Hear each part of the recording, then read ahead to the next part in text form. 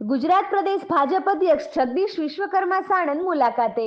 હાલમાં ચાલી રહેલ એસઆઈઆર સ્પેશિયલ ઇન્સેન્ટિવ રિવિઝન કામગીરીને લઈ સંગઠનના કાર્યકરો અને અધિકારીઓ સાથે પામ હોટલ ખાતે મહત્વપૂર્ણ બેઠક કરી હતી, જેમાં મતદાર યાદી સુધારણા કાર્યક્રમ સંદર્ભે વાતચીત કરી મતદારો બાબતે સમીક્ષા કરી હતી।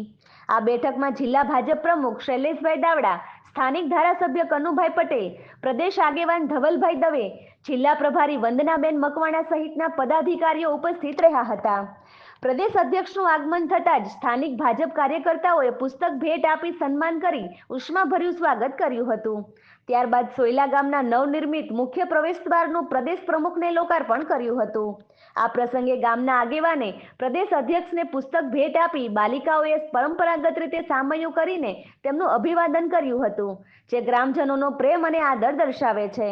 ત્યારબાદ સોયલા ગામના મતદારો સાથે શુભેચ્છા મુલાકાત યોજી ગામના લોકોના વિચારો જાણ્યા અને તેમના પ્રશ્નો સાંભળ્યા હતા। Reporter Chirag Patel, DG news, Sanand.